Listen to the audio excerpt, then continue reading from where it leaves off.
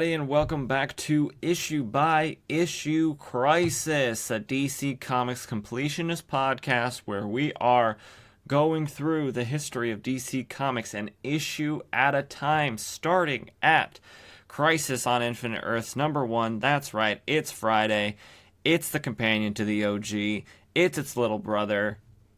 Issue by Issue Crisis. And we've got I'd say a little bit of a weirder episode this time. We're covering some lesser known, characters that, I mean, personally for me, maybe they have fans out there. I know one group has fans out there, the Legion of Superheroes, and if you've listened to this show, this show specifically, Infinite on Issue by Issue Crisis, you know my opinion about the Legion of Superheroes. I don't really care for them, and I can't really pinpoint why. But we are covering them this episode. Let's go through the issues that we're going to be covering. We're going to be doing a sort of summary, only kind of talking about why I won't be talking about it. Jemm, Son of Saturn, #8. Legion of Superheroes, #9. Omega Men, #25. And Superman #406. And all of these comics came out on January 10th, 1985, with cover dates of April 1985. So that means no real-world history, no setting the scene, because we did that last episode. That's going to happen every once in a while, probably more often than not with these, because we're at a time in history where a lot of comics are coming out on the same day. On January 10th alone, there's 10 or more, probably more than 10 comics came out on the 10th of January 1985. So, only have to do the history aspect of it the first time. It doesn't make any sense to repeat myself and take up your precious time. There's tons of podcasts out there. I don't need to be wasting it. But let's start talking about the issues. Now, let's talk about Jemm, Son of Saturn. This is the 8th issue in a maxi series, Jemm of Son of Saturn's only titular series, his only eponymous series. It's the only Jemm, Son of Saturn series out there. Jemm, Son of Saturn is basically Martian Manhunter, but kind of less cool, because Jemm can't shapeshift. Instead, he can shoot beams out of his little forehead crystal. And he's from Saturn. And originally in his design, he was going to be Martian Manhunter's cousin. But that's very Supergirl of him to be, a powerhouse of DC Comics' cousin. But he's his own thing. You learn later that the Saturnians are related to the Martians through cloning and all this sort of space mumbo jumbo. But I just don't feel that it's worth our time, your time as the listener, for us to talk about an issue in a maxi series that we're already 8 issues in. So we'd have to spend all that time recapping the first 7 issues and then talk about the 8th issue of a series that doesn't really, have any real impact or longevity, because Jemm doesn't really show up a whole lot. He shows up all of 48 times, I think, around that, in before 2011, with the New 52 changing all the classifications. And then after 2011, I think he's appeared maybe once or twice in cameo appearances. Not even named, but you can just see him in things. And I could be wrong. I'm not all caught up on the new stuff. Jemm could be a really big, important part, but I feel like I would have heard about that, don't you think? So, all you need to know is that this Jemm, Son of Saturn series is about how Jemm came to Earth. He has adventures on Earth, how he saved the last populations of Saturn, and transported them to a moon on Jupiter, and the problems they had there on the colony on Jupiter. But it's its own self-contained thing. It doesn't really have any sort of bearing outside of that. So I didn't feel like it was necessary to talk about it, but I will shout out the creators, because they worked hard on it. Even though we're not going to talk about it, I want to give them props. It was written by Greg Potter, penciled by Gene Colan, inked by Bob McLeod, lettered by John Costanza, and colored by Thomas J. Ziuko. So that's Jemm, Son of Saturn number 8. Sorry for all the Jemm heads out there. You can team up with the Amethyst heads from last week or the week before and get mad at me then because I skipped covering a comic that doesn't really matter. Not saying that every comic matters, but just some do matter a little bit more than others, you know? Especially long-running series that have, you know, we could build some momentum. With these, we'd be, yeah, I don't know. And maybe that goes against the ethos of this show, but there's just so many comics to cover that I feel better about skipping some, but talking about them, summarizing them, you know, giving the listener, you guys, sort of a little taste of it. And if you want to go and actually read that comic, if that sounds interesting to you, go right ahead and read it. But get mad at me, you know, go yell at me on social media if you don't like that. I just think that's what we have to do with as many thousands of comics that we have to cover if we want to make any ground and to like big events. We gotta skip some, and some have to go by the wayside. I'm sorry. So let's move on to Legion of Superheroes number 9. Legion of Superheroes number 9 came out January 10th, 1985, with the cover date of April 1985, like every issue in this episode. And it was written by Paul Levitz, penciled by Steve Lytle, inked by Larry Malstedt, lettered by John Costanza, and colored by Carl Gafford. Now, Legion of Superheroes has a lot of characters. We met 5 of them during the DC Comics Presents issue that we covered a couple, 2, maybe in the first episode of Issue by Issue Crisis. But let's talk about the other ones that we're going to meet in this episode that are debuting on the podcast, but not obviously debuting in their comic book. They've been around for a long time, so we're gonna run through them quite quickly. We've got, and I'm not going to describe all of them because I don't even know that much about them either, and it's not very important. I'll describe them generally. And when we get to them in the issue, I can describe them physically. So we have Block. He's like a big alien, like a big rock alien. Chameleon Boy, who we've met. Colossal Boy. Cosmic Boy. Dream Girl, Element Lad, Invisible Kid, Lightning Lass, Mon-El, Phantom Girl, Shadow Lass, Shrinking Violet, Star Boy, Sun Boy, Timberwolf, Ultra Boy, White Witch, and Wildfire. So that's a lot. And I've talked about why I'm not a big fan of the Legion of Superheroes, and it's, to me, because a lot of their stories just are off in their own universe. They could never come in contact with the DC universe, and most of the time it wouldn't really matter. And also, I don't like their names, because like we see in this issue that 2 of them are married. Or, like, one of them is married. They're adults. But they're still running around being like, Invisible Kid and Cosmic Boy. It's like, I'm 25 years old. Please stop calling me boy and kid.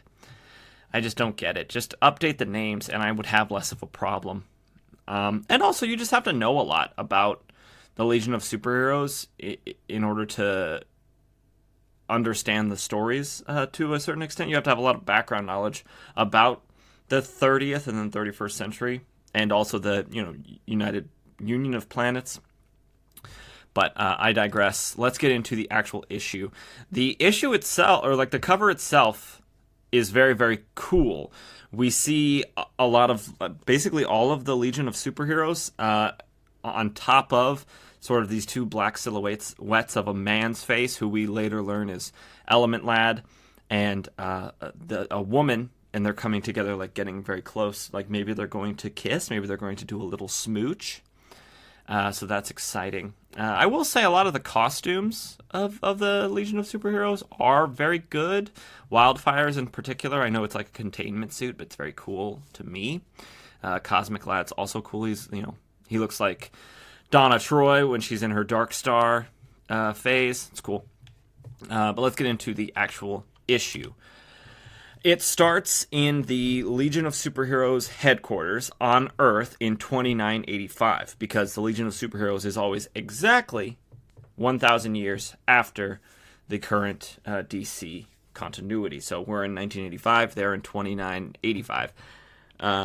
So the person in charge is Dream Girl. She's sitting in the leader's spot, and she is talking about continuing as acting leader of the temporarily diminished Legion of Superheroes. Now, why is the team diminished? Because 5 of the members were sent to a sort of limbo dimension, which we met them in DC Comics Presents number 80 a few episodes ago. So that's kind of fun that they kind of tied in the fact that these 5 characters are missing, or maybe they were forced to make 5 of these characters go missing in order for them to appear with any sort of rationality in DC Comics Presents. That's interesting, like from an editorial standpoint, and also from like a writing standpoint. The way that writers sort of take what editorial needs from them and kind of bends it so that it makes sense, or can make sense. And all the members are like, that's fine, but we should acknowledge that elections are coming up, so Dream Girl might not be in the position of acting leader for long, or Element Lad, who is the actual leader at the moment. He's been elected in, but he's missing right now, as we know. But Cosmic Boy says that he thinks that they should postpone. He's the only active founding member of the Legion of Superheroes, apparently. Says Wildfire to Cosmic Boy. And he says that he thinks that they should postpone it until there's more of a quorum. And they say that they've changed the election rules a few times in the past, so that it wouldn't be crazy for them to change it, so that they can wait until their other members return and their full complement of Legionnaires again. We then have some conversation between the Legionnaires, specifically, Starboy. He thinks that it is time to... Wait, no, not sorry. I'm sorry. You're going to have to bear with me. They all are... they have so many names. There's so many characters, so I get some of them confused. So, Dream Girl tells us about Brainiac 5 and Dawnstar. They are in the process of trying to find the 5 Legionnaires that are missing. And a lot of this story is kind of confusing or missing, because at the same time that this issue of Legion of Superheroes, or this series of Legion of Superheroes is going on, there is a separate Legion of Superheroes story or series going on called Tales of the Legion of Superheroes, I believe, that has a different story. So that's where Dawnstar is, and that's where Brainiac 5 is. They're over there in that book at the moment, doing their own thing. But Cosmic Boy... No, not Cosmic Boy. Yes, Cosmic Boy. Sorry. Cosmic Boy and Starboy both think that it's time for them to expand the Legion, in case the 5 Legionnaires don't return soon or at all ever, because they can't keep working with diminished numbers, because everyone's being ran ragged, everyone's exhausted, and so they need more people. So Dream Girl declares that there's going to be tryouts, and asks Wildfire to round up some possible tryout members. And Wildfire says that he can do that, but he needs a couple weeks because it's a big galaxy. That's true, and it's ever expanding. Dream Girl is about to get the meeting back on track so she can continue, leading it so they can get done and go on about their day, when when from off-screen someone says, "Afraid not, Dream Girl. I can't wait to get back in my long-lost leader's chair again." And we then see close-ups of all of the Legionnaires that are at the meeting, and they're all just like shocked. They're like, "What? Element Lad, they're back. Bon Dieu," because Invisible Kid is French. He says, "Bon Dieu." And they're like, "Huh? What? What's going on?" And then we cut to the 5 Legionnaires that we met in DC Comics Presents number 80. And they're all, they're back safe and ready for action. They don't really explain how they got back. Or I think they do in a page or so. And everyone, they hug and they say, "Glad you're back." Everyone's very happy. It's always nice when you see your friends again. We then cut to Catskill Park, which is in the northwest of Metropolis. And we see this blonde woman who we later learn her name is Siobhan, but not how you would spell it normally because we're in the future. So at least I don't think that's how you spell it, because how they spell it is Shvaugn, Siobhan. I don't think that's how it's spelled. So she is out there. She is scanning for life. She's scanning for a small boy who is the son of Zendak, Chief Zendak of some sort of organization. I'm not sure what her affiliation is. Maybe like Galaxy Police or something. She seems like she's some sort of police officer or a peacekeeper agent. She finds him, and his leg is stuck underneath a tree. And by the way, his name is Simon Zendak, and Simon is spelled Symyn because it's the future. So you have to spell words differently, just like Siobhan. And she's about to blast the tree away with some sort of blaster, probably, a gun, when the tree just turns into what looks like water. And she's shocked, and she turns and sees, coming out of the shadows of the underbrush of the trees, Element Lad, and she calls him Jan or Jan. I don't know if he's maybe Swedish or if it's Jan or if it's Jan. And they kiss. Oh, they mac. They embrace. They're excited to be reunited. And she asks, like, "Where's he been? Like, how are you all right? And when did you get back?" Like, and she's saying it so fast that the letterer just decided not to put spaces in between any of the words. And I think it does a good job of conveying that she's saying things very fast. Element Lads explains that it's a long story, but after they tracked a group of supervillains to Orondo, which is a world in the Union of Planets, or the United Planets. I don't know what UP stands for, but it's a planet that's sort of stuck in sort of medieval times.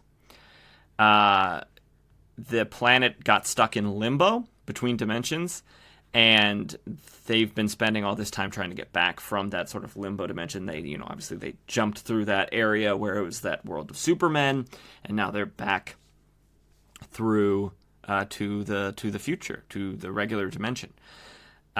They save Simon Zendak. They return him to his father.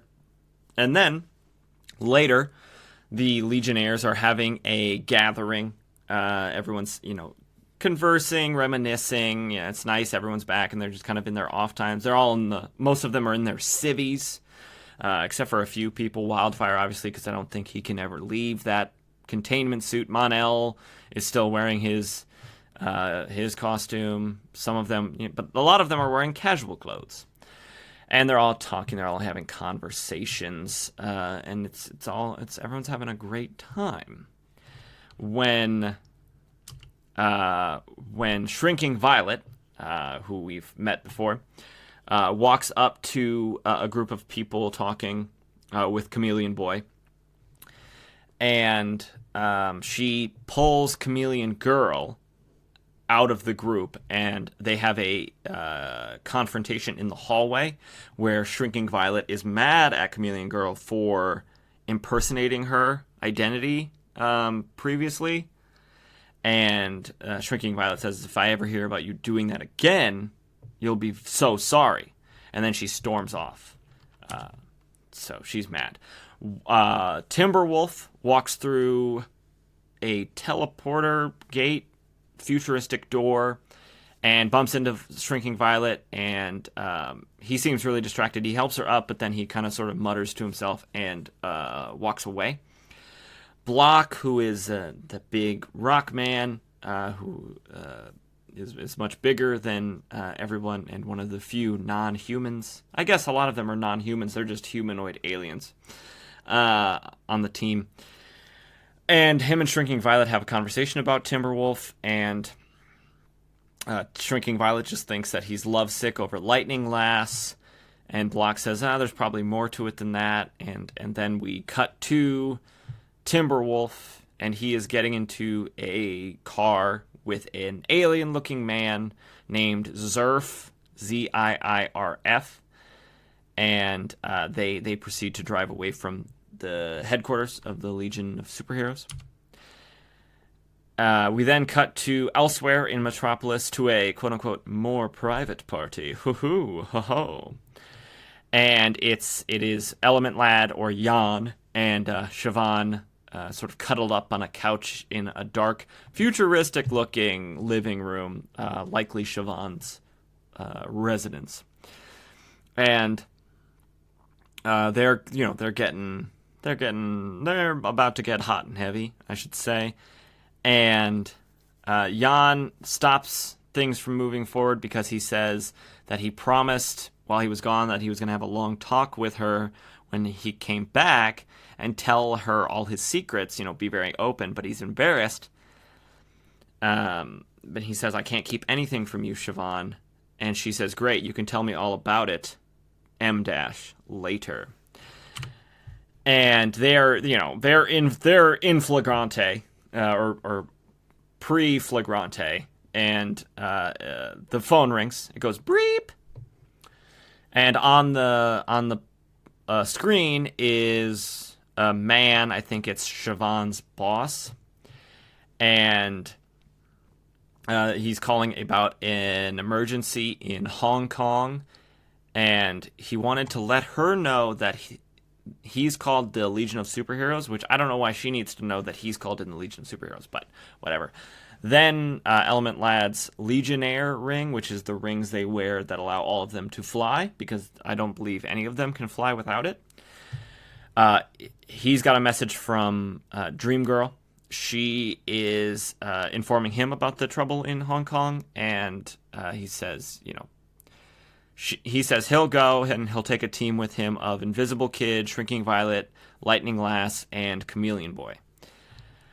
And he then tells Siobhan that he has to go, and he hopes that she understands. And she says, unfortunately, she does, because they both have, high stress jobs. We then have a couple of scenes that feel like they are storylines that took place during the previous 8 issues, or possibly from overlap from the Tales of Legion of Superheroes, the other series, although I hope they wouldn't do that, where we see R.J. Brand, who I believe is the president of the Union of Planets. And if I'm getting that wrong, I feel dumb saying if that's wrong. Let's see. Union of Planets. No, not Planetary Union.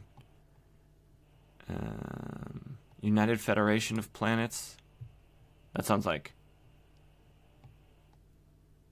No, that's Star Trek. That's Star Trek. That's my B. Legion of Superheroes. United Planets of United Planets. Okay, so it's United Planets. All right. Okay, so he's like the president of, or Lord Premier of the United Planets. I'm sorry. The Legion just confuses me, and you can obviously see why.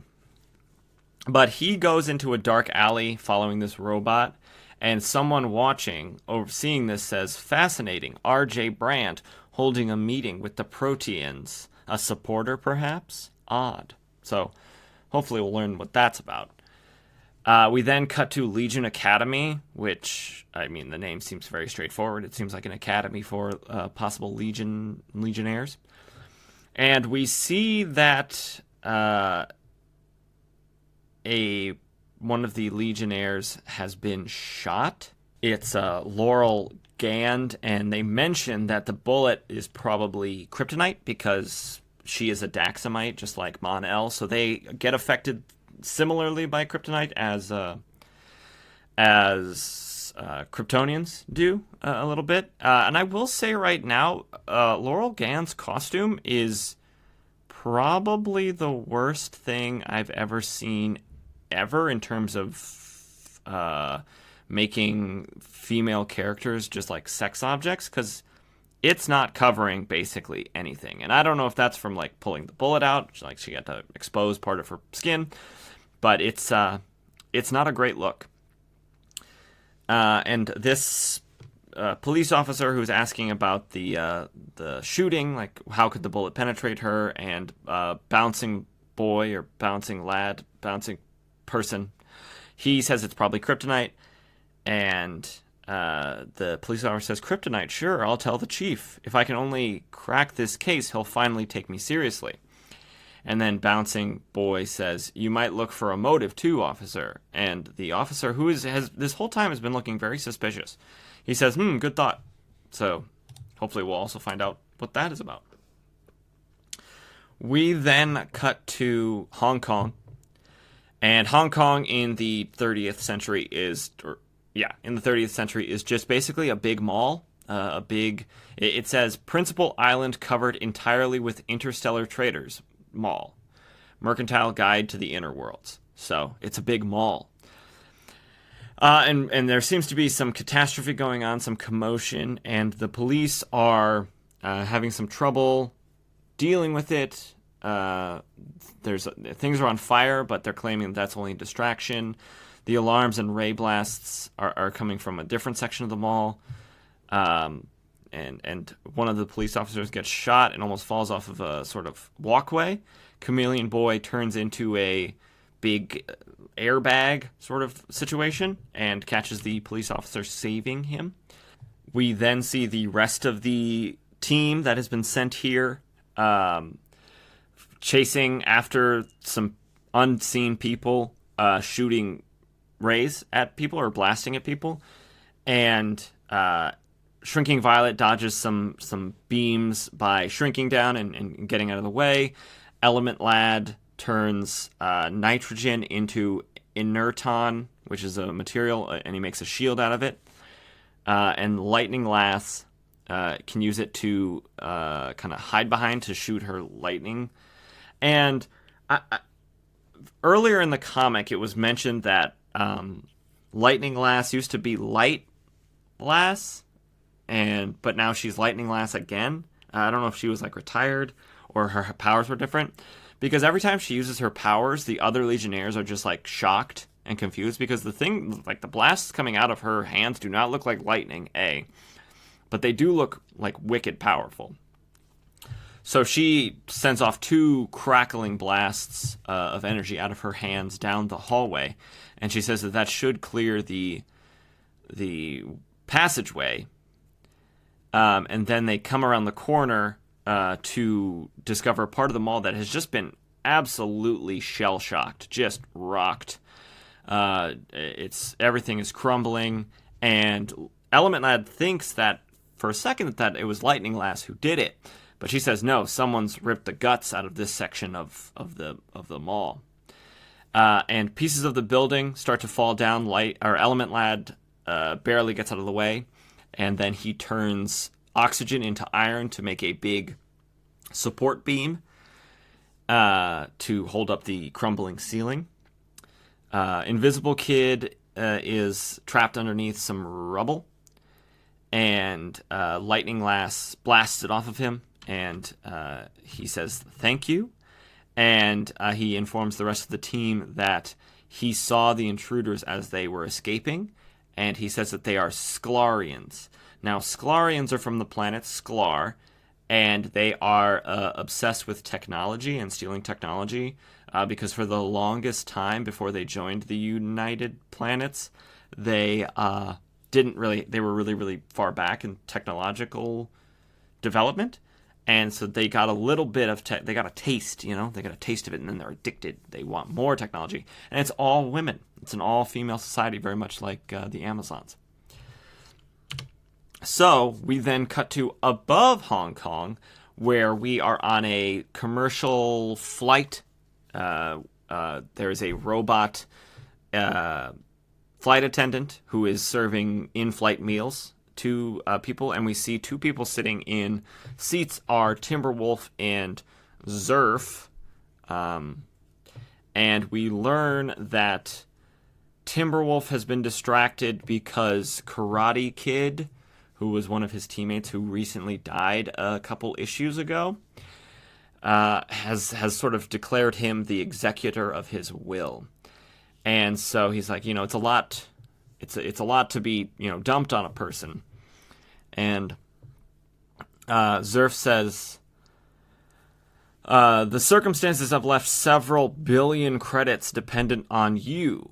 And Timberwolf is so shocked by this amount that he drops his futuristic food in some sort of futuristic gravy or porridge or bowl. And so he's shocked. Then we cut back down to mainland Hong Kong, where the infiltration group, or the field team, has rendezvoused or reconvened outside of the Sklarian embassy, and they are going to bust in and figure out why they attacked that section of Hong Kong, and if they can find any information about that inside the embassy. Obviously, breaking into an embassy is illegal. It is sovereign soil. At least that's how it works now. I'm not sure if it's the same in the 30th century. But Invisible Kid has some theories, like that it could be the government, it could be the planetary government, or it could be just some citizens wishing to steal something for themselves. An organ bank, like stealing from an organ bank, or an anti-geriatric, which I don't know what that is, because it's the future. Could be anything, like an anti-aging place. I don't know. So the members of the team that are infiltration specialists, so Chameleon Boy, Shrinking Violet, and Invisible Kid, are going to sneak into the embassy while Element Lad and Lightning Lass kind of just chill outside. Chameleon Boy turns himself into a Sklarian. So he turns himself into a lady.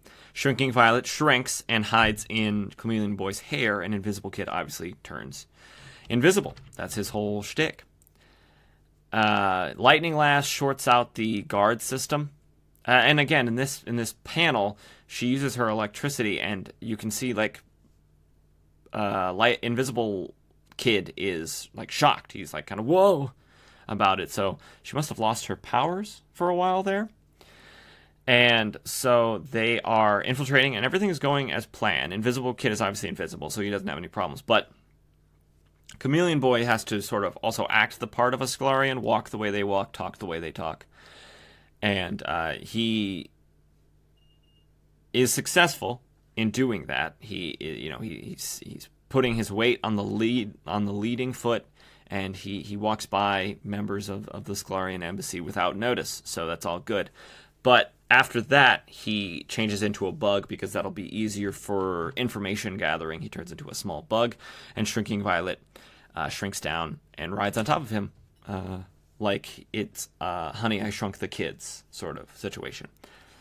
They then get into an office, and they are reading shipping forms for the Sklarian embassy, and they see that they are shipping frozen organs to Sklar, which is against United Planetary policy, and so that's not good. That's bad. That's illegal. So it's clear that they did attack.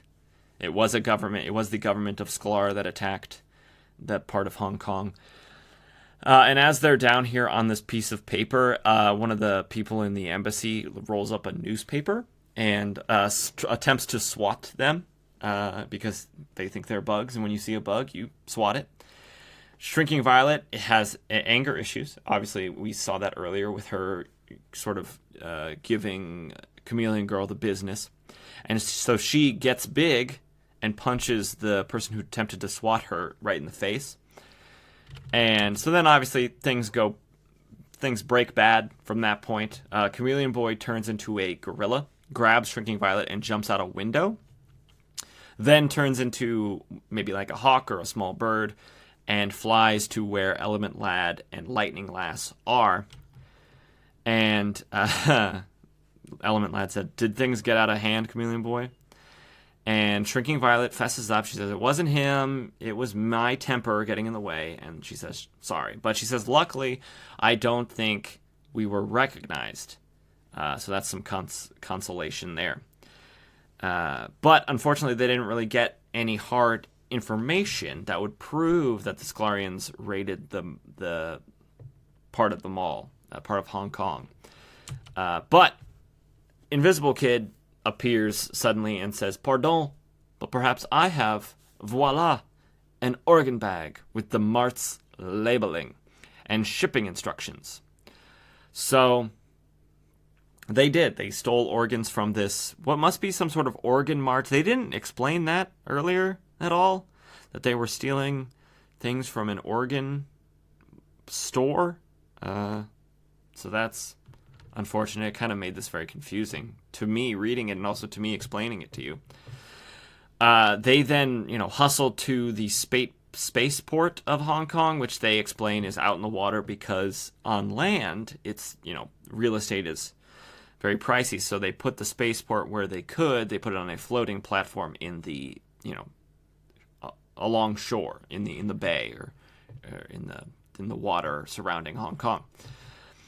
The team attempts to infiltrate, or starts to infiltrate, the spaceport where the Sklarians are.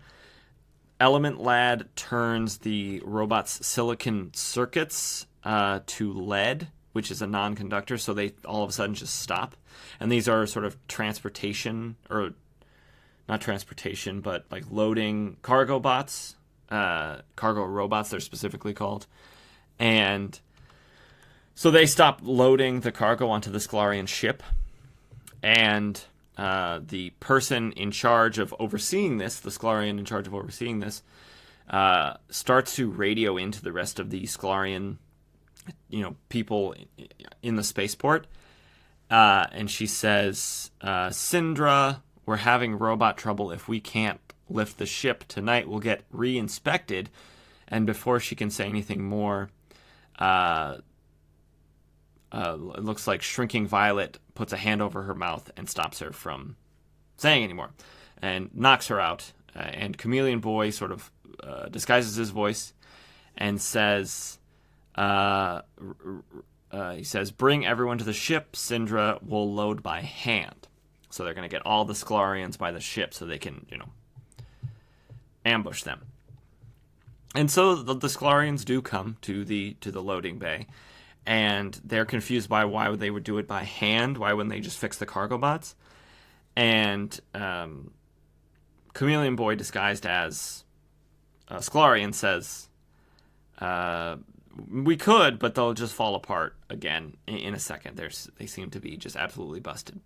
Invisible Kid then becomes uninvisible and says, "Absolument, like your robbery plan," which will fall apart in a second.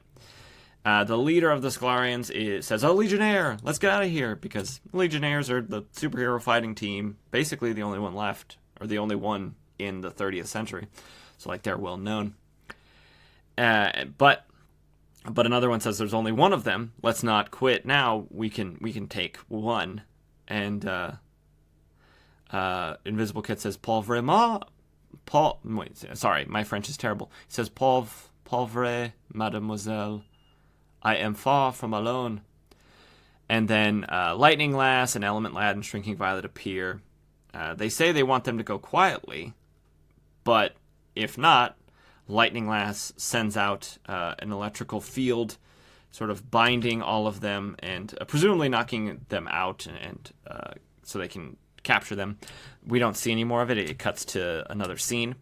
Back in Metropolis, it looks like it is morning. We see Siobhan has fallen asleep on the couch, probably just very sad.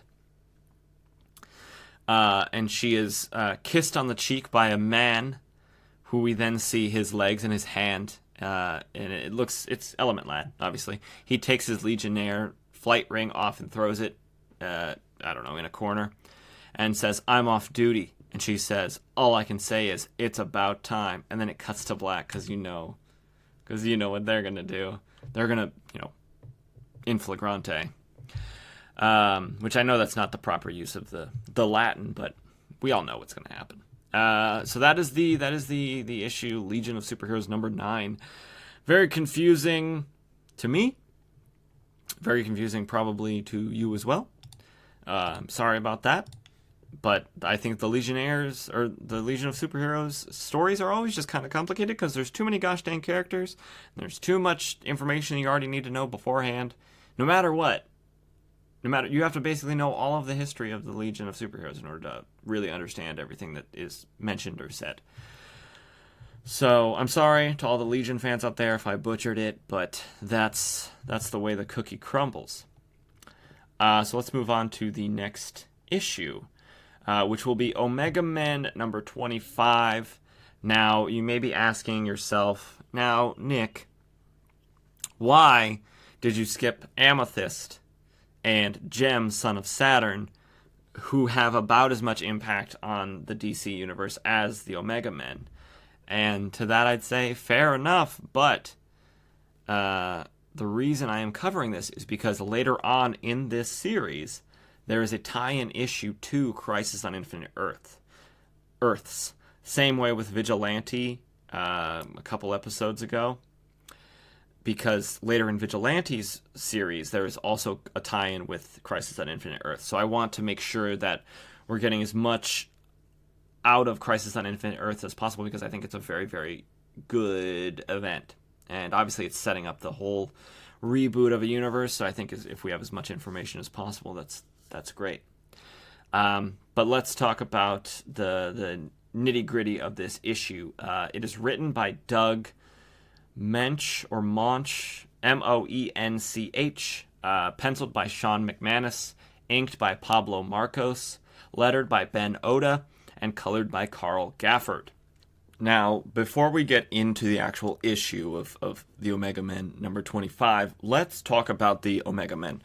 Like the Legion of Superheroes, they are a group of aliens who banded together to fight injustice, but a very specific kind of injustice. They're more of a guerrilla faction in a war with the Citadel. And the Citadel is a group that has taken control of the Vega system. And if you know anything about Green Lantern lore, the Vega system is important because it is the home of Okara, Okaara,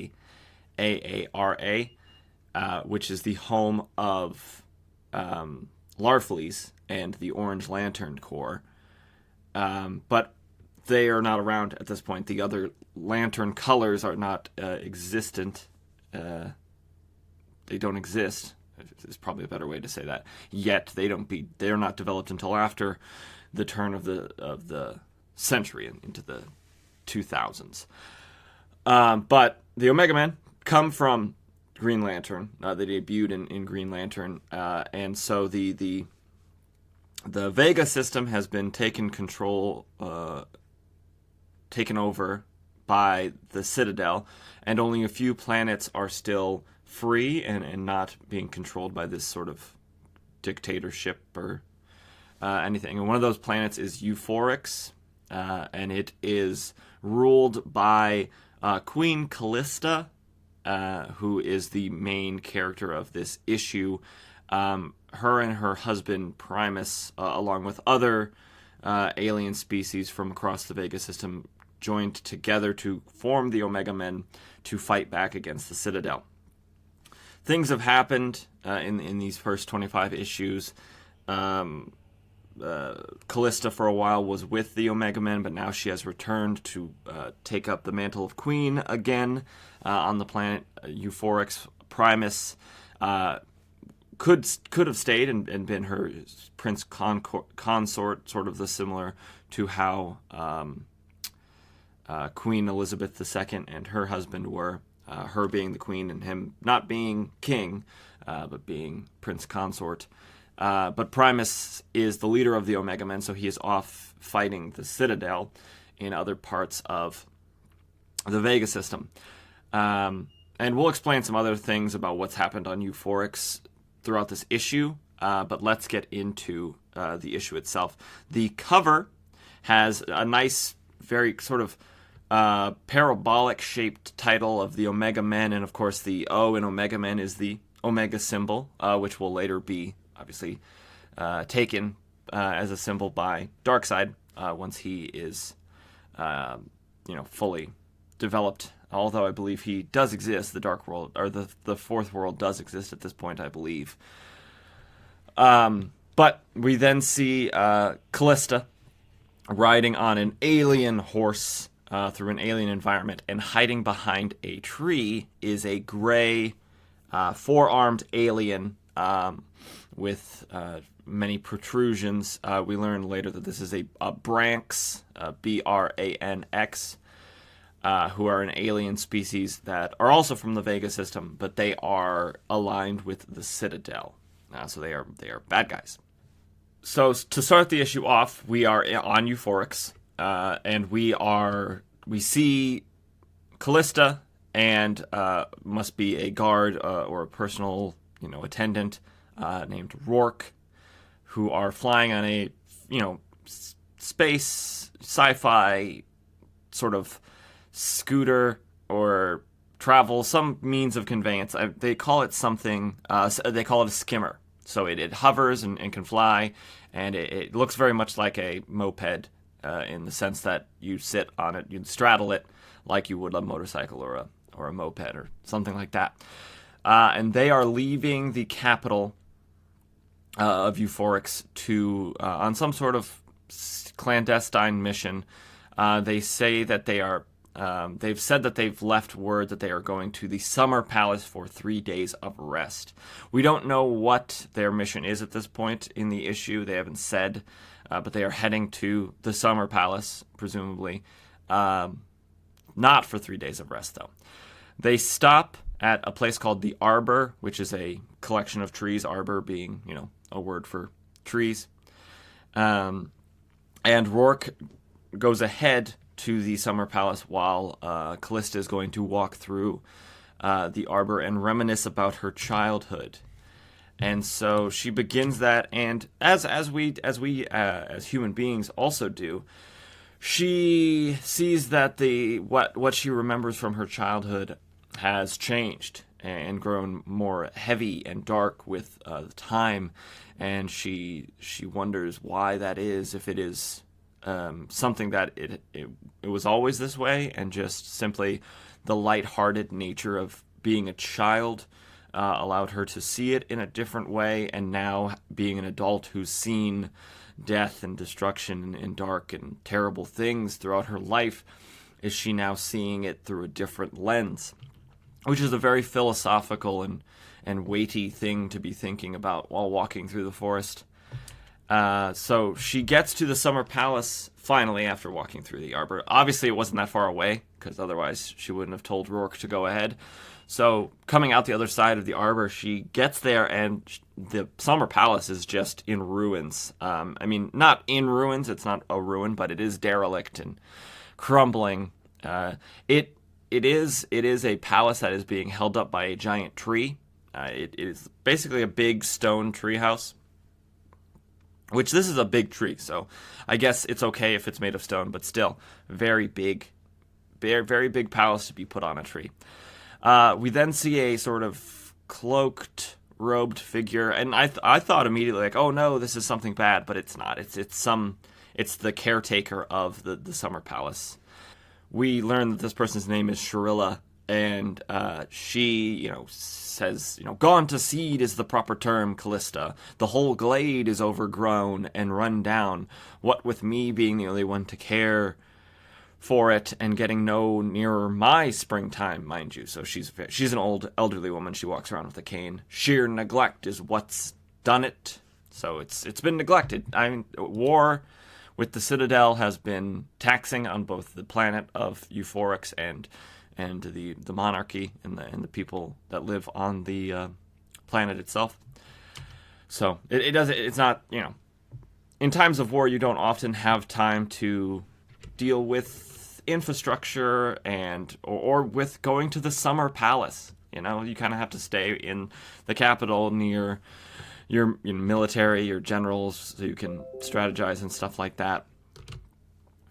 So they are going to go inside and have tea, and then Kalista is going to do her mission. But Kalista sends Sharilla and Rourke inside so she can sort of reminisce some more about her childhood. And she reminisces. That doesn't sound right. But back to another time in her childhood when she was playing outside the summer palace, and her parents were there, the former king and queen of Euphorix. And they go inside, and she wants to stay outside because the nighttime is when all the cool stuff happens out here in the wilderness. And so she's allowed to do that. So she waits a bit. And suddenly, just the environment goes crazy. In a good way. The fountain shoots up so high all by itself. Buds on the trees bloom. Spark flies cluster overhead in perfect formations.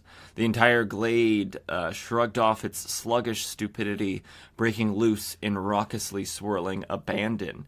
And so she's having a great time with this. It's all fun and games.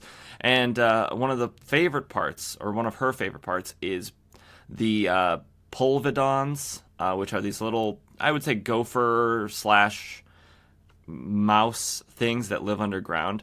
And Sharilla, back in the present, has said that the polvidons have eaten away at the inside of the tree, ruining its structural integrity. And being the foundation of the Summer Palace, you don't want that to happen. You don't want vermin to get all up inside there and ruin the structure of your palace.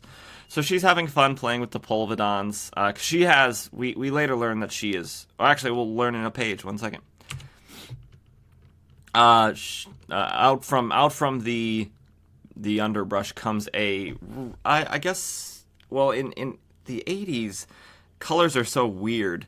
So I don't know if he has red hair or if he is a blonde, but it's like maybe strawberry blonde, I guess I would say. A strawberry blonde-haired boy with long hair comes out, and he says, or Kalista says, "Who are you?"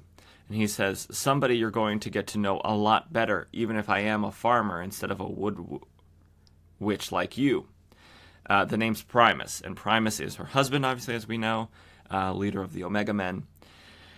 And basically what happened is they both have these sort of similar powers.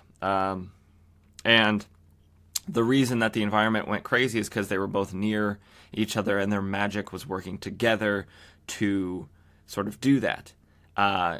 Primus then has to go very quickly, and Kalista's mom calls for her to come back to the palace. And so she says goodbye to the polvidons and also goodbye to the past as we go back to the present, where Kalista is walking up the stairs of the summer palace. She almost falls when a stone of the steps crumbles away, but she makes it up into the summer palace. And she says it's now time for her mission, which we have still not found out about. But what she does before that is do a costume change. And just to tell you what she was wearing before, she was wearing a purple or pink costume that was not, I mean, it was not unrevealing, but it was kind of revealing. It has something similar to Power Girl's boob window. There's that, and it's sort of slit up at the sides, and just the center is covered from the waist down. So I mean, not modest by any means, but what she changes into is, I guess, it is her Wood Witch costume. It's the attire that she wore when she first she gained control of her hex powers. But it's very, very revealing. Now it's basically exposed down to her belly button with, lines or like strings across to keep the fabric covering the parts that need to be covered. And she's got thigh-high socks, but the socks also have holes in them along the sides. And she's got long gloves up to her, like, I guess, mid bicep, and a shorter cloak. It's very revealing, is all I can say. And it's weirdly frilly at the edges. We'll see close-ups of it later in what are called cheesecake shots, which basically just zoom in on parts of women's bodies in media to sort of, it's sex objects, classic for the industry. But she is now going to go out on her mission. And even Shirilla is kind of like, well, if her mission really is a mission and not something else based on her costume or what she's wearing, and Rourke shuts that down and say, hey, don't even think about that. She is our queen and she is married.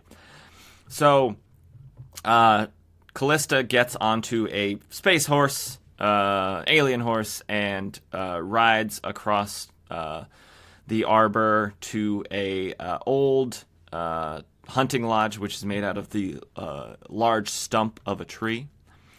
And a man opens the door, a man with white skin and white hair, and behind him is that group of aliens, the Branks, because so Kalista is shocked by this. We learn that this man's name is Alonzo Dulak, D-U-L-A-K. And to give some backstory on him so that any of this issue will make sense to you, because I had to do some research in order for any to make sense to me. While Kalista went off to be part of the Omega Men, she left the, ruling scepter, the person in charge. She left Alonzo in charge. And he did quite well. He created a planetary shield that kept the Citadel from invading and basically made it so that Euphorix was one of the few planets that is still free. So a big part of, Euphorix still being around and still being free is Alonzo, but he has been banished.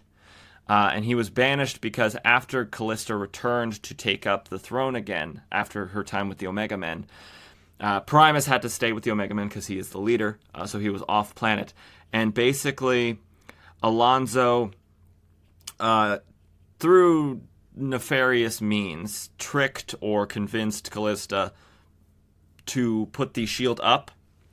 And either he convinced her to destroy the controls or he destroyed the controls so that it couldn't be taken down, which means that nobody could get in, which kind of seems short-sighted because how are you supposed to get goods off planet or on planet? And maybe Euphorix is a self-sustaining planet, so it doesn't need imports and exports.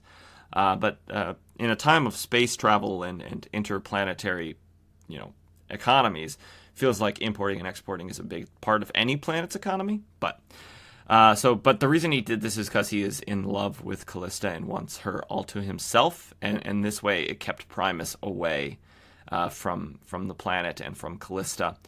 So after Kalista found out, she banished him off planet. And basically this mission involves his banishment. So Alonzo explains that these aliens, this group of Branks, B-R-A-N-X, were his means of transportation to the planet because the ship that he was on didn't last long, so he lost the ship that he was banished on. So they were just a way to get him here to the planet. And they explain that they're here only for transportation, but also to protect Alonso as well. And Kalista doesn't take this, lightly. She says, how dare you imply that I would lay a trap for him? And Alonso says, please, they're rough, they're blunt, their culture is very blunt. It's okay. But Kalista says that the business that they're here to take care of cannot be done while these Branks are in the room. So Alonso has to banish the Branks from the room. Banish is such a strong word. He asks them to leave the lodge and wait for him outside. And Alonso, thinking the same way as Shirilla, is wondering if their business is business or if it's business, with quotes around it. And Kalista's like, what do you mean? And Alonso says, I do not believe that such feelings as I harbor could exist were they not buoyed, if only from under the surface. So Alonso thinks that she is here for him in a loving fashion, but she says, Alonso, I'm married. And Alonso gets mad and says, but your husband is gone. He has abandoned you to others. And Kalista is going to say that's not true. He only, she's going to explain that he has to be with the Omega Men since he's the leader. And then Alonso says, and to Kalista, there is the matter and manner of your dress. And this is where we get one of the cheesecake shots, because for some reason, Kalista, she's in conversation with Alonso, but she is facing away from him. And so the camera, the quote-unquote camera of the comic, of the page, is pointed directly at her butt. And it is close-up and very detailed look at her butt. And yeah, as we see on the clothes, it is frilly at the edges, and it's obviously very revealing. And so she is, she's like, oh, well, this is my Wood Witch costume from when I first became, attuned with my powers. And she explains that since she arrived in this place and the arbor and all this kind of stuff, she's been sort of lost in nostalgia for her past. And obviously when she first became a Wood Witch, got her powers as a time of nostalgia for her. But she embraces Alonso and says that she's just so confused. The affairs of state, they prey on her. They take all of her time. The decisions are so weighty and important, and they tax her in her heart and her conscience. And since Primus left to lead the Omega Men, and since she banished Alonso, she really doesn't have anybody close to talk to. And Alonso says that he's back and that he loves her. And this is the first time he's ever expressed that he loves her, like in those words. And she breaks the embrace and says, no, Alonso, lest our tongues betray us, we shall speak on love no more. So it's time to get down to the actual business of why she came here. And basically the business is that she feels that she acted rashly in banishing Alonso off planet. Because, imagine... what he did was bad and treasonous, probably, to do that, to kind of bend the queen to his whims, to his will. I guess that's not necessarily treason, but she explains that he acted against her wishes, but he only followed his own conscience for what he believed to be good for our world, which I think if you read anything about what Alonso did, doesn't really feel like he did it. Sure, it protected the planet, the planetary shield, but he also did it for his own, reasons. Did it protect the planet? Sure. Was it maybe for the betterment of it? Maybe. Protecting it and making sure it's free is a good thing, but I don't know. But she thinks that the punishment was too severe, and so she feels like she wants to do something to rectify the situation. We then cut to the spacecraft that Alonso and the Branks came on, and we see inside that the Branks are having a communique with some man with a monocle, We learn that this is a Lord Harry Hokum, Hokum, who is a high-ranking member of the Citadel. So the Branks are clearly still aligned with the Citadel, and they have nefarious purposes. And their nefarious purpose is to assassinate Kalista and blame it on Alonso, to sow seeds of chaos in Euphorix, so that possibly they can get the upper hand in the war. So basically, what Kalista is, we cut back to Kalista and Alonso, and basically what she's saying is that she wants to allow him to stay on world, no longer banished, but he can't come back into society because it would kind of look like a sign of weakness in Kalista if she just went back, just flipped and flopped on her decisions. So basically, she'll allow Alonso to stay on planet and stay here, but he has to stay out here in this hunting lodge out in the wilderness. Which, I mean, I guess if better than being banished to have to live somewhere that you've never lived before against your will. Being on planet where things are somewhat familiar is better. So really, but it has to remain a secret. He has to be out here in secret, and no one can see him. Not even Kalista, because she is queen, so she's watched, and she's watched very closely, obviously, for her own protection. But she was able to, or she needed to take the risk to come out here this one time. And so she's fine with it, but she can never do it again. We then cut to Sharilla and Rourke. They're out outside of the Summer Palace talking, and basically she's explaining that the Polvidons have eaten away at the inside of the tree. They're looking for something, and they're always looking, and so they're eating the tree as a way to look for answers, I guess. Polvidons, they're vermin. That's what they do.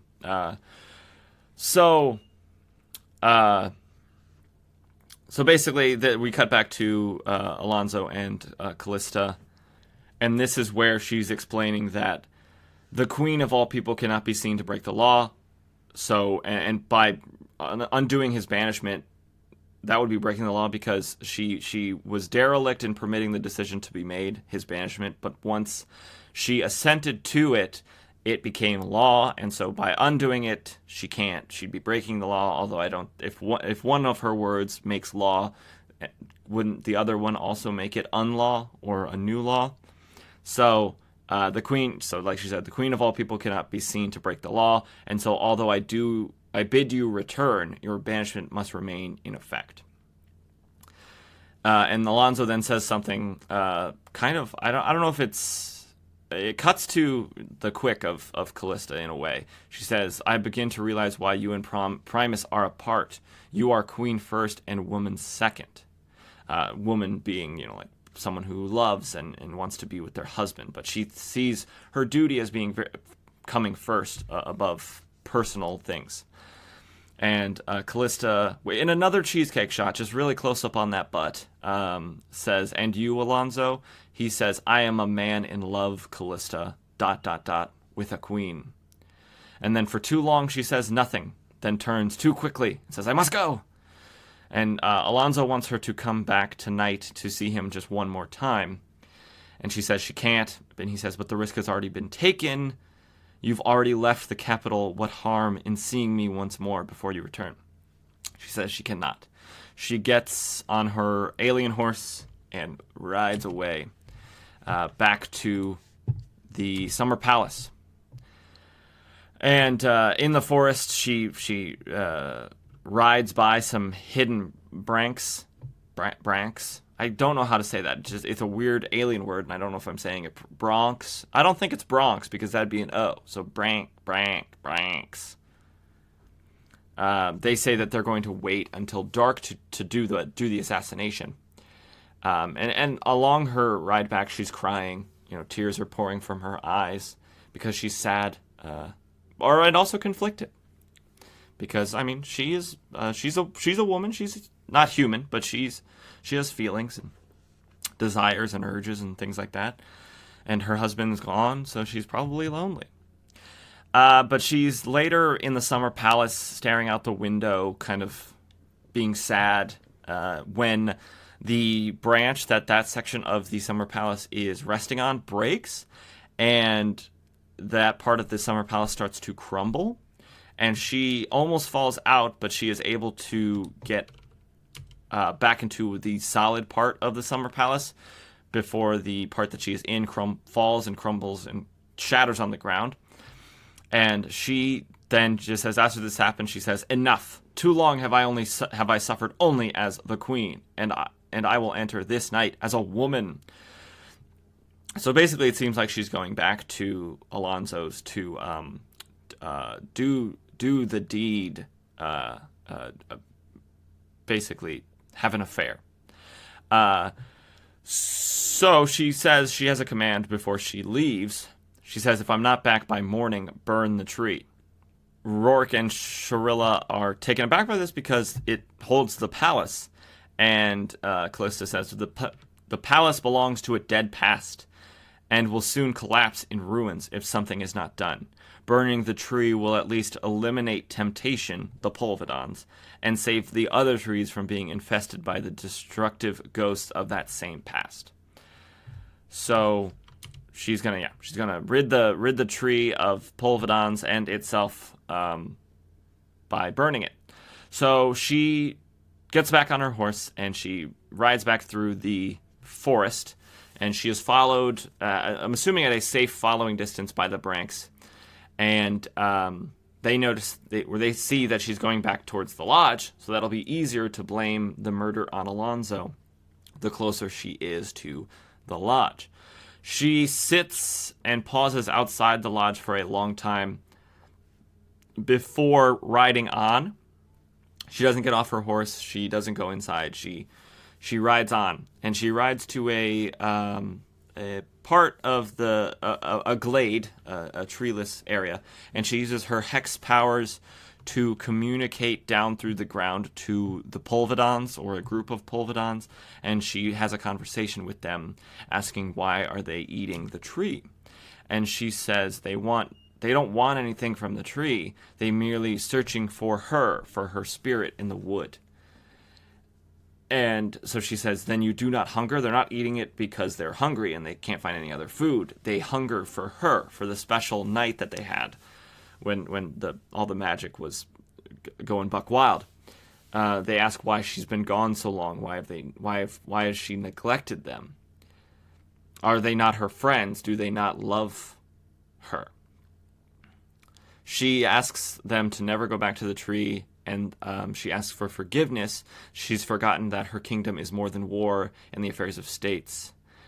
That she knows now that it is life in all its forms, and it is the quality and caring of that life that is important.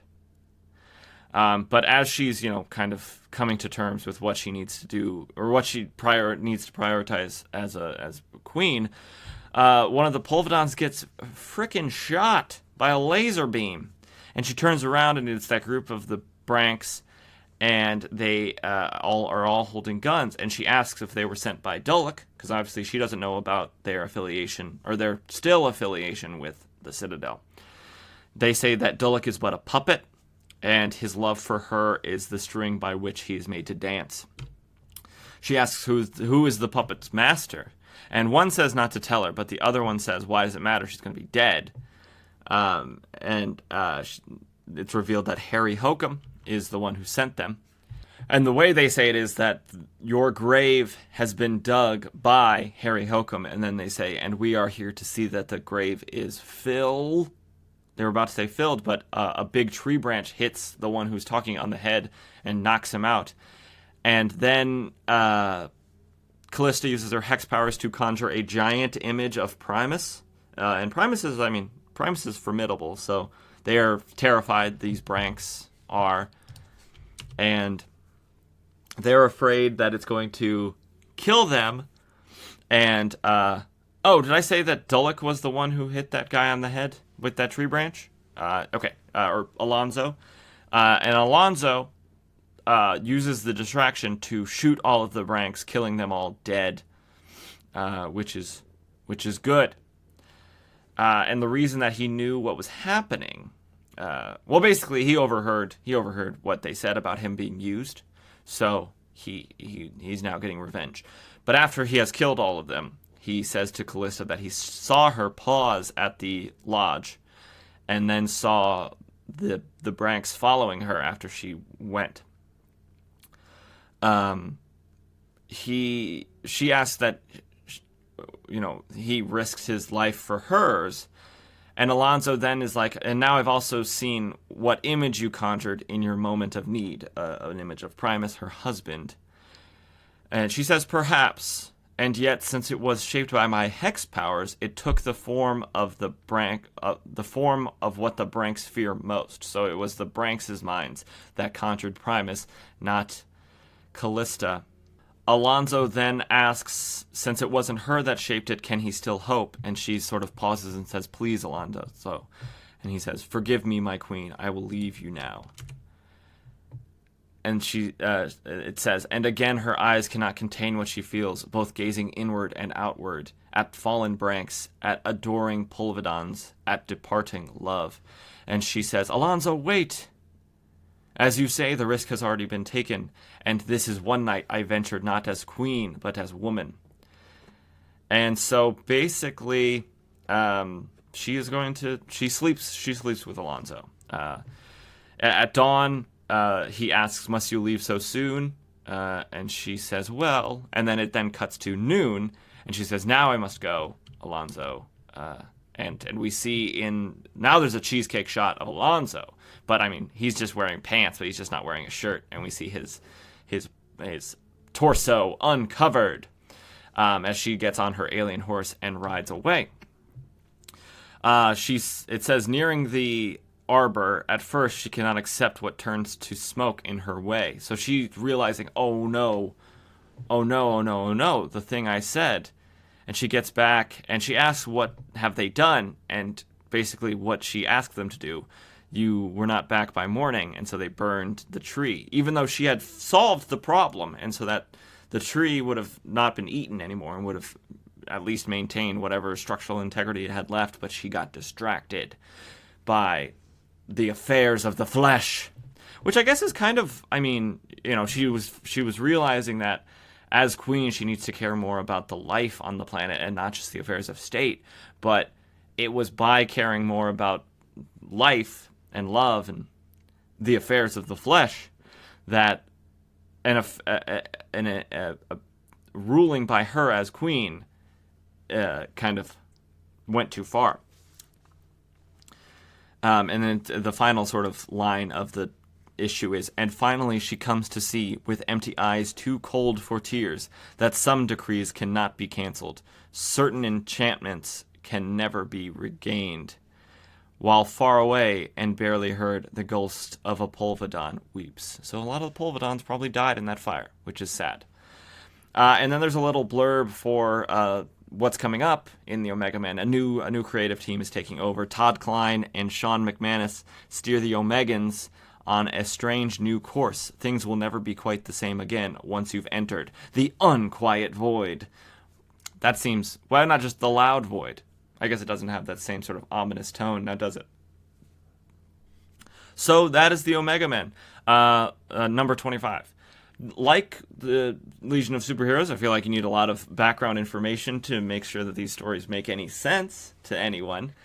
So that's tough for me and tough for you guys all, because I may be leaving things out that I don't mean to. But, I mean, alien stuff always gets weird, because, they all have their own, weird idiosyncrasies and stuff like that. But it was fine. It's not very superhero-y. At least this one isn't. I think this is just one particular issue. I think probably the next issues of the Omega Men will probably be more of the Omega Men doing stuff. But Kalista's a member of the Omega Men, so she counts. You have to focus on her sometimes. But let's move on to the final issue of this episode, Superman number 406. Like all the rest, January 10th, 1985, cover date, April 1985. And we've got 3 debuts to the podcast, not to the issue, or to the series, to the universe. We have Perry White, the editor of the Daily Planet, because obviously in issue-by-issue Golden Age, it is still George Taylor, and he has not been replaced by Perry White yet. We also have Lana Lang, who is Clark Kent's childhood best friend. And I think, it depends on what continuity you're in, whether or not they have been romantically involved at all. And then we have Morgan Edge, the CEO, owner of the GSN, the communications conglomerate that bought the Daily Planet and made Clark Kent a on-screen reporter rather than a newspaper reporter. So let's talk about the authors, or the creative team behind it. So this one's a little bit different than the previous ones that we've talked about, because this issue actually has two stories in it. It has the main story, the one that is on the cover, which is the fight for the right to be Superman, and then it also has a shorter one called Can You Stump Superman? So in the fight for the right to be Superman, it was written by Paul Kupperberg, penciled by Irving H. Novick, inked by David Hunt, lettered by Gaspar Saladino, and colored by Eugene D'Angelo. And then the Can You Stump Superman, the second story, was written by Craig Boldman, penciled by Alex Saviuk, inked by Carl Kessel, lettered by Milton Snappin, colored by Eugene D'Angelo. And I do think it's kind of interesting that still Superman is a multi-story, or at some points multi-story comic book, very similar to how it started, it being Superman and being like 4 or 5 stories of all Superman. And it seems like that is only a sometimes. I guess it depends on if the story, the main story, takes up more than, it takes up less than 24 pages, then there needs to be a second story. So this is an issue where there are 2 stories. So let's get into the first one, the fight for the right to be Superman. So the cover has a man in a wrestler's, I guess, leotard. It's got pant legs, so I guess jumpsuit with a big belt with an S sort of similar to Superman's S. And he's wearing a balaclava, and he's holding Superman by the hair and is about to punch him in the face. And then it says, the fight for the right to be Superman. So we start with this same guy, but he is in his bed sleeping, no shirt on, he's a big guy. And he is having a dream. His name is Mo Rambo, and he used to be a wrestler named Superman. And in his dream, he is in his wrestling costume, which looks a lot like Superman's costume. It's got the red boots, the blue, obviously the blue clothing, blue pants, blue shirt, but it's a tank top shirt, red underwear on the outside, S symbol, but it's on a belt, and his red balaclava. He asks, "Where are you hiding, coward? Come and get me." And Superman comes from above and says, "I'm coming, Rambo. I'm tired of running from you." And Rambo says, "I knew you was afraid. Only a coward would have done what you done. Steal my name. I want it back, Superman. You understand? I want it back." And then he pile drives Superman. Rambo explains that he was a wrestler for 20 years and billed as Superman before anyone heard of you, the other Superman. Then you came along calling yourself Superman, and suddenly I was a laughingstock. Bring us the real Superman, they'd yell and laugh. I was the real Superman. Blast you, me. And he says, "I gotta fight you for the title. That's okay, because only the champ deserves the name. And from this minute on, that's me." And this entire time, he's just been, beating Superman so bad. Like I said, he pile drived him. In one scene, he's jumping on Superman's back, like he's trying to crack his back. And in the final scene of this dream, Rambo is standing above Superman, saying, "You hear me, world? I'm Superman. Me, Mo, Superman, Rambo." And then he wakes up mid-dream, sort of yelling, and his brother, Jake, comes in and says, "Why are you shouting? I'm trying to sleep." And And Rambo says, well, I just had another one of them dreams, Jake. So the story begins. We then see Superman, and he is coming back from 93 million miles from Metropolis. He is out in space, and he says, it's good to be back in your own neighborhood after an extended stay in distant galaxies, even if that stay was necessary to prevent an intergalactic war. And also to have fun with the Legion of Superheroes and beat up a bunch of Supermen. That's cool.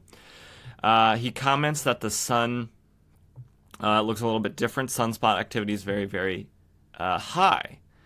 But he's going to put the sunspots to good use because superheated hydrogen will give his costume a thorough cleaning. And you hate to have a stinky costume.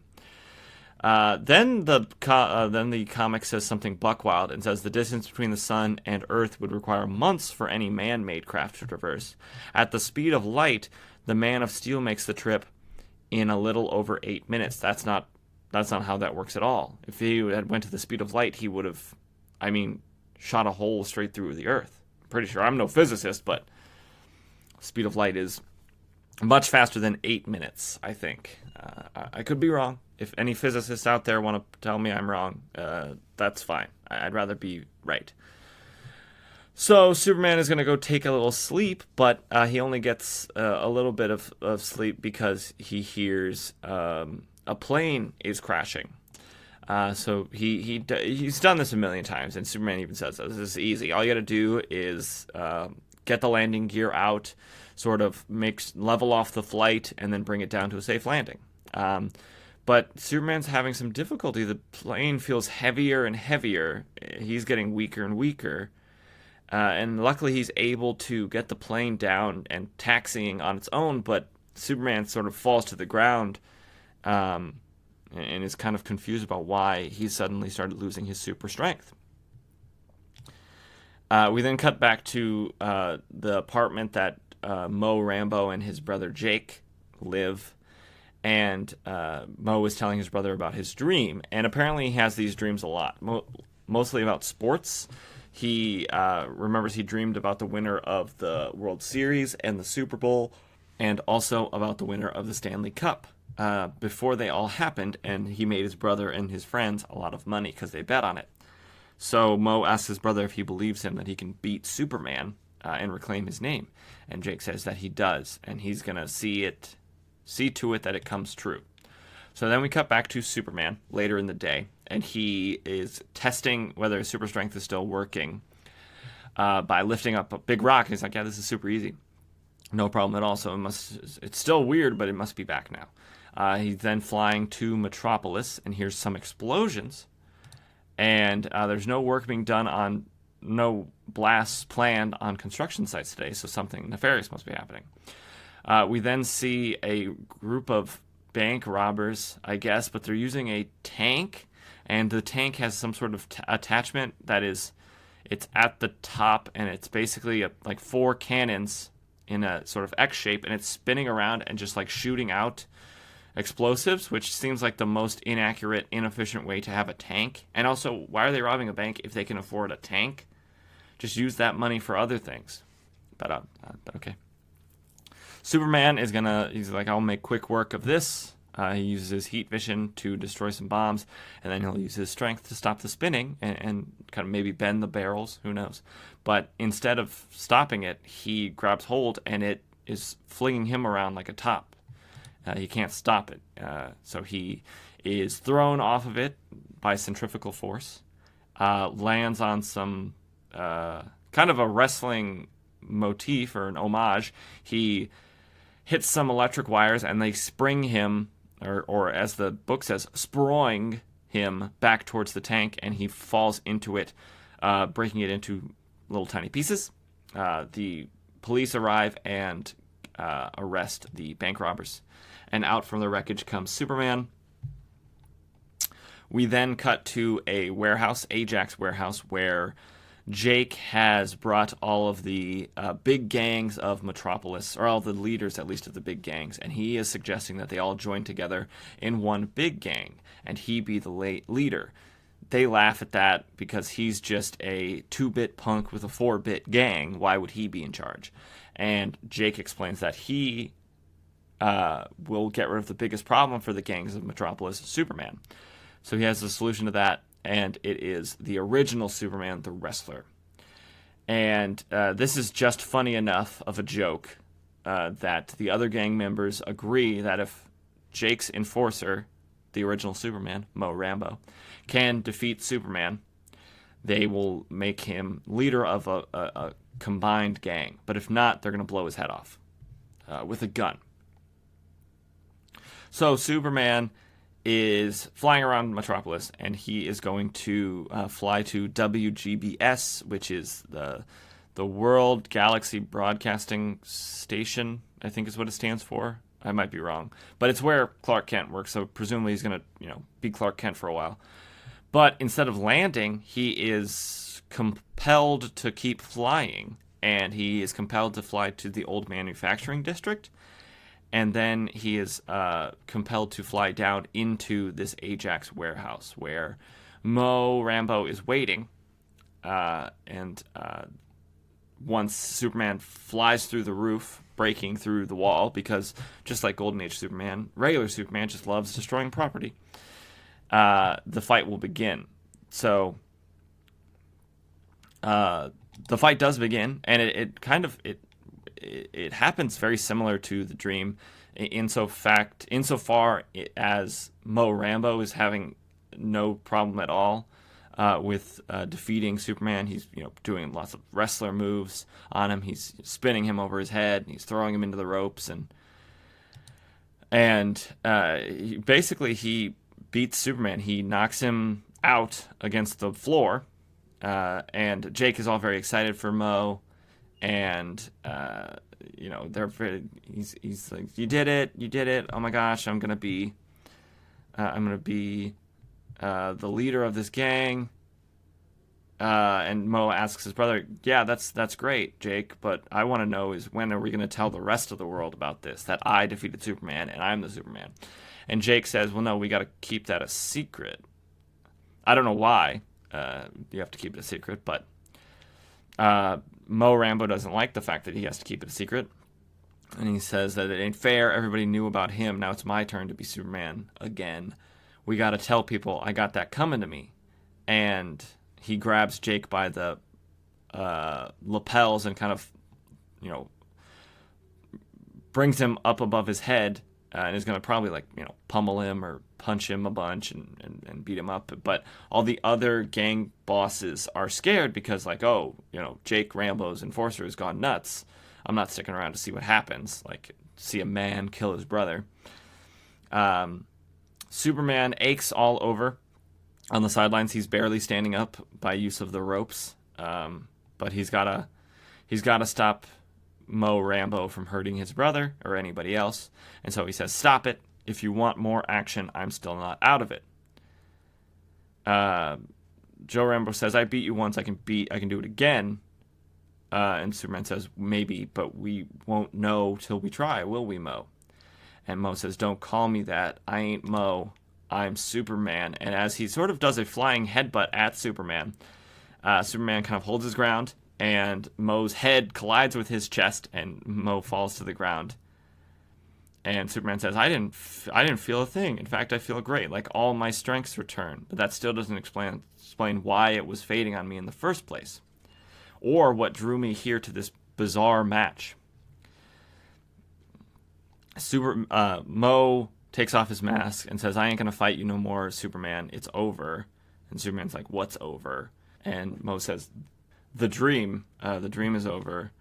I dream things, and if I remember it, the dream comes true. And I don't know, I guess the dream is over, and so now things go back to normal. And Superman's like, yeah, maybe. Or maybe it was that solar flare I flew through the other day, but I've been through hundreds before with no effect. Or maybe, ... I wonder, ...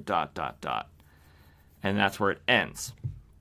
And the next issue is the peril of the pass-along powers. So maybe there will be some explanation in that issue, which goes on sale February 14th in 1985, but we won't get there for probably months, since we're only in mid-January, which I say that every single time, but it's true.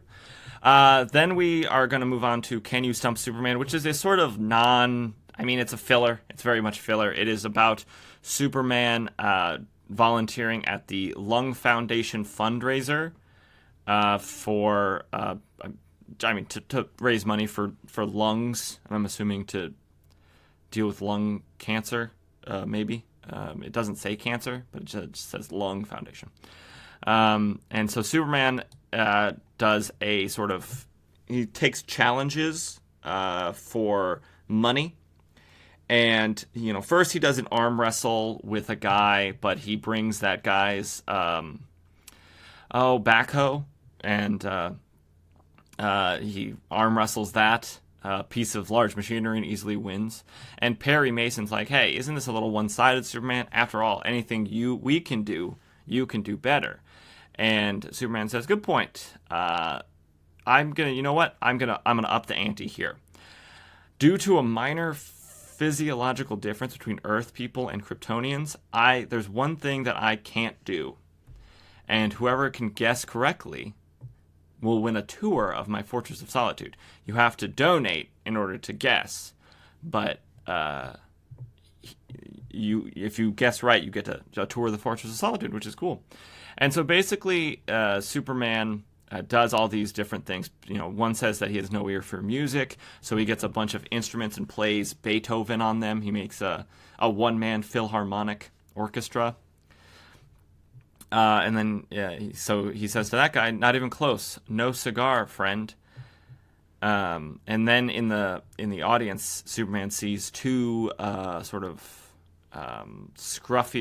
of Metropolis's scruffier hoodlums, Lenny Hoss and George Pfeffer, which is a reference to Of Mice and Men with Lenny and George. Lenny even has a rabbit on his shirt. So if you've seen Of Mice and Men, you'll know that reference to that. Another person, basically Lenny and George are going to try to win, try to figure out what the answer is and win, and then they're going to do nefarious things in the Fortress of Solitude. We'll learn about that later. A woman says that I bet Superman can't juggle, so to prove that he can, he sees a car that has run a red light and is about to get in a crash, so he takes everything breakable out of the car, which is a bunch of watermelons and the driver. And so then when he stops it, when he brings it to a sudden halt, he doesn't break anything. And then he juggles the driver and the watermelon.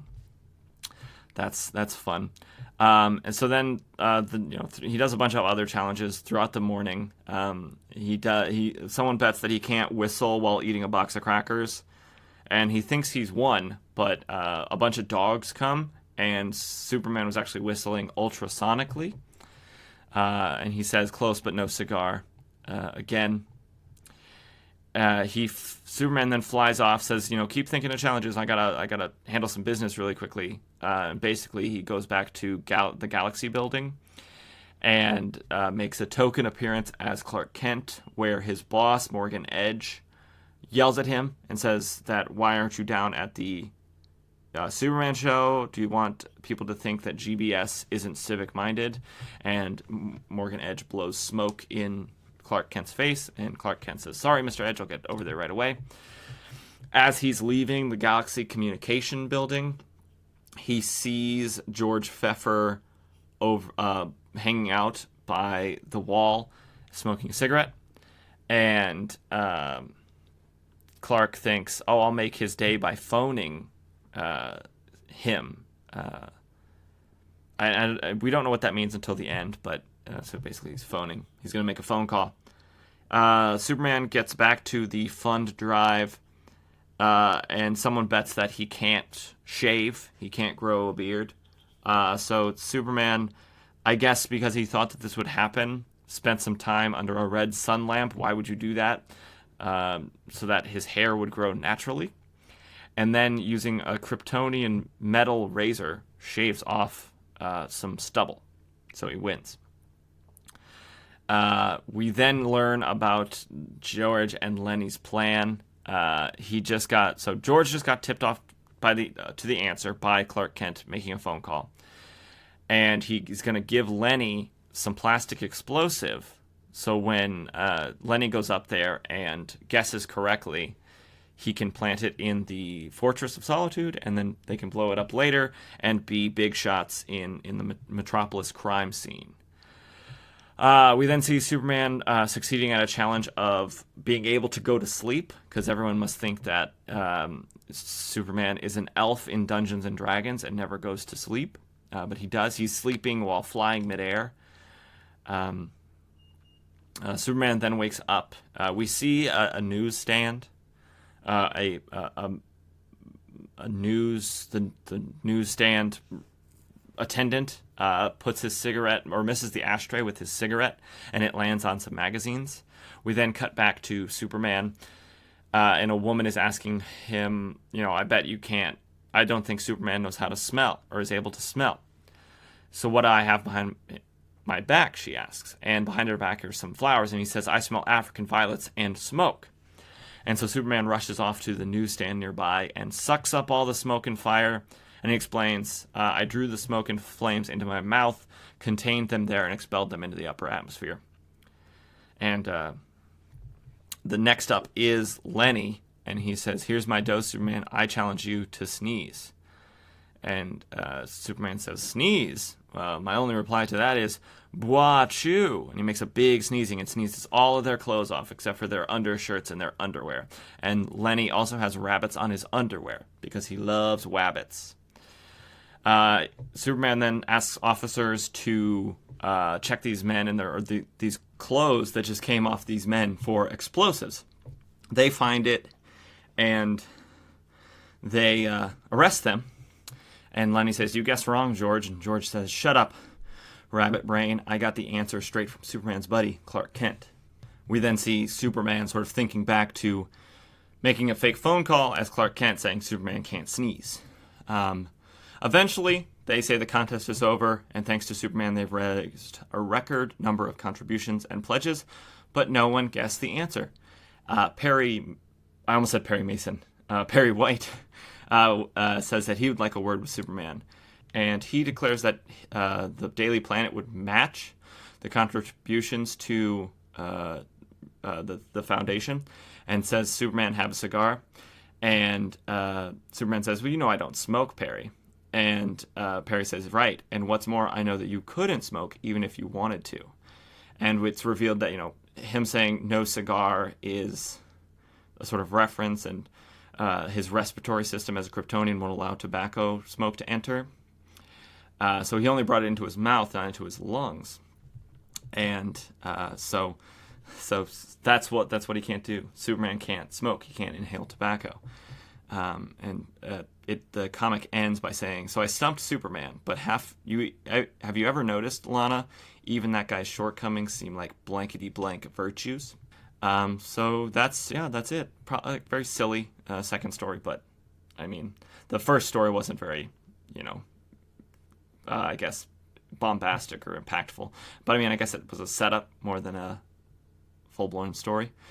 That's going to do it for this week's episode of Issue by Issue Crisis. Be sure to reach out on our socials, which are in the show notes, Instagram, Twitter, way more active on Instagram, visual medium.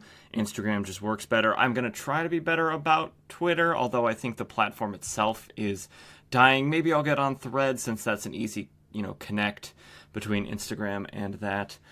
But Instagram, posting all the covers, posting Primo Panels when I remember to do that. I'm going to get better about doing that again because I think it's fun to see the panels and some of the Buck Wild stuff that's in there. I'm not going to post any cheesecake shots because that's just basically very close to pornography. So I don't really need that on my page. But be sure to do your part as a podcast listener for this entertainment, if you want to call it that, by heading over to iTunes or Spotify or wherever you want to rate and review the podcast, because I think it does help. Every podcast asks you to do that, and I'm going to do the exact same because apparently it works. And I'm not going to argue against something that has clearly been doing the trick. So head over there, and some, any good reviews or anything, I'll shout out on the show. If there's any, like this podcast saved my life. I was driving and it kept me awake with this man's monotonous talking to himself, kept me awake and allowed me to get my sick uncle to the hospital. I don't know, something like that. Don't do that though. Don't lie in the reviews. I'll be able to tell. But let's stop my ramblings and let's just close it out. As always, I am your host, Nick Byers. I want to get some sort of good tagline here at the end, but I can't seem to think of anything ever. See you next time.